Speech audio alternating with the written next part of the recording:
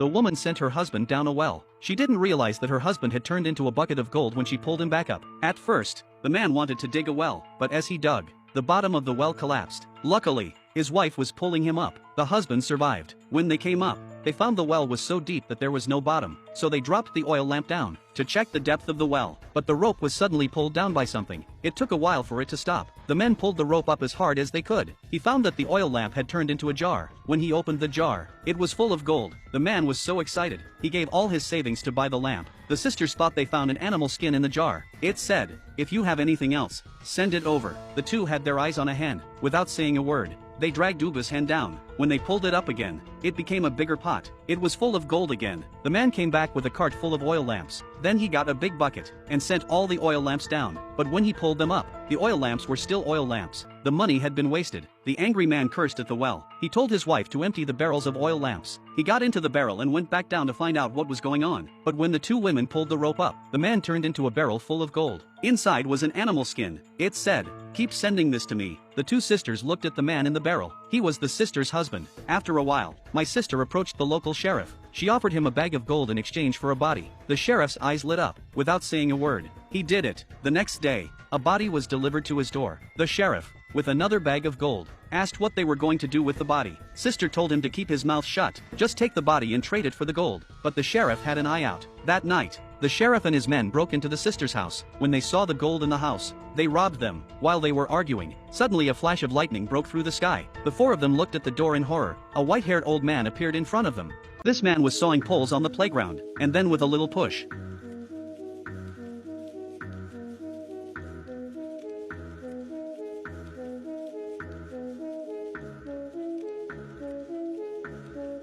a wire cuts everyone in the fairgrounds off at the waist. The sheriff and the sisters gave all the bodies to the demon down the well, in exchange for buckets of gold, and this crazy sheriff pushed his sister down the well, too. Every time he tried to stop them from going up to heaven, the sheriff pushed her into the well. Now the gold belonged to him alone. A few decades later, the three gangsters found Dr. Carmine, the psychiatrist. They had a partner who saved Marnie's life. They were hired to kidnap Cammy. He disappeared. This time, their employer asked them to find out what happened, so they could kidnap Cammy and bring her back. As soon as he heard that, Cammy ran for his life. Glasses and Rabbit's tooth forced Cammy onto the balcony. That's how Cammy was kidnapped. The employer took the goods but didn't pay, so Monty took the money and ran away. The employer was furious. He gave the three of them 24 hours to bring Monty and the money. Otherwise, they would be dead without a trace. So the three of them went to another member of the team, the bearded man. They told him the whole story. At this point, the bearded man's wife, Omi, intervened and asked, "How much is the kidnapped Cammy worth?" They can bring him back from his employer and return the ransom demanded by Cammy's father to the employer.